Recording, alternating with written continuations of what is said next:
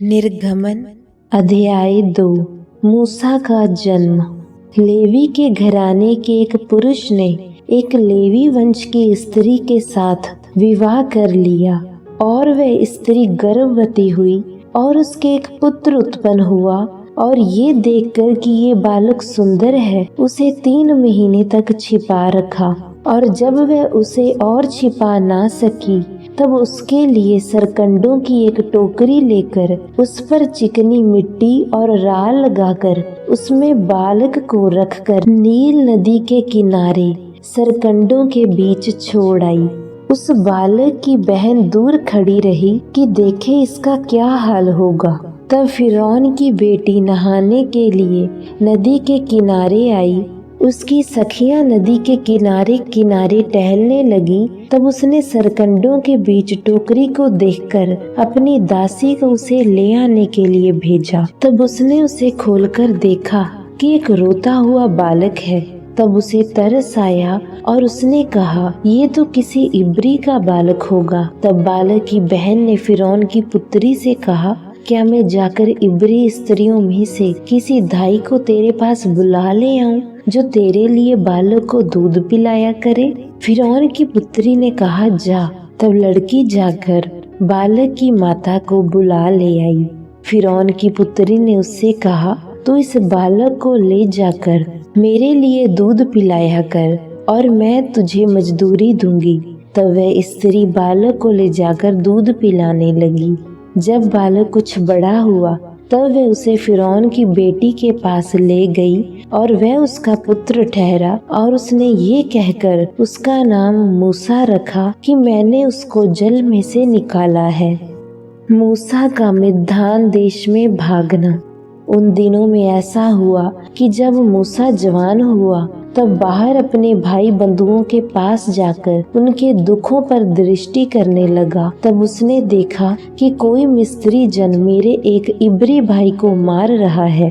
जब उसने इधर उधर देखा कि कोई नहीं है, तब उस मिस्री को मार डाला और बालू में छिपा दिया। फिर दूसरे दिन बाहर जाकर उसने देखा कि 2 इब्री पुरुष आपस में मारपीट कर रहे हैं। उसने अपराधी से कहा, तू अपने भाई को क्यों मारता है? उसने कहा, किसने तुझे हम लोगों पर हाकिम और न्यायी ठहराया? जिस भांति तूने मिस्त्री को घात किया, क्या उसी भांति तू मुझे भी घात करना चाहता है? तब मूसा ये सोचकर डर गया कि निश्चय ये बात खुल गई है। जब फिरौन ने ये बात सुनी, तब मूसा को मार डालने की युक्ति की। तब मूसा फिरौन के सामने से भागा और मिद्यान देश में जाकर रहने लगा। और वह वहाँ एक कुएं के पास बैठ गया। मिद्यान के याजक की 7 पुत्रियां थी और वे वहाँ आकर जल भरने लगी कि कठौतों में भर के अपने पिता की भेड़ बकरियों को पिलाएं। तब चरवाहे आकर उनको हटाने लगे। इस पर मूसा ने खड़े होकर उनकी सहायता की और भेड़ बकरियों को पानी पिलाया। जब वे अपने पिता रूएल के पास लौट आईं, तब उसने उनसे पूछा, क्या कारण है कि आज तुम ऐसी फुर्ती से आई हो? उन्होंने कहा, एक मिस्री पुरुष ने हमको चरवाहों के हाथ से छुड़ाया और हमारे लिए बहुत जल भर के भेड़ बकरियों को पिलाया। तब उसने अपनी पुत्रियों से कहा, वह पुरुष कहाँ है? तुम उसको क्यों छोड़ आई हो? उसको बुला ले आओ कि वह भोजन करे। और मूसा उस पुरुष के साथ रहने को प्रसन्न हुआ।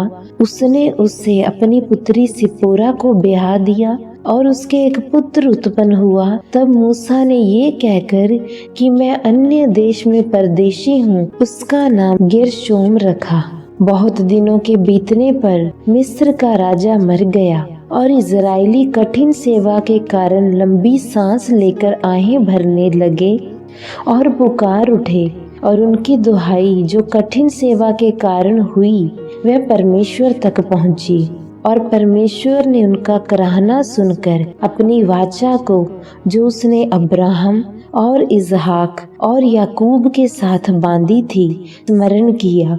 और परमेश्वर ने इजराइलियों पर दृष्टि करके उन पर चित्त लगाया।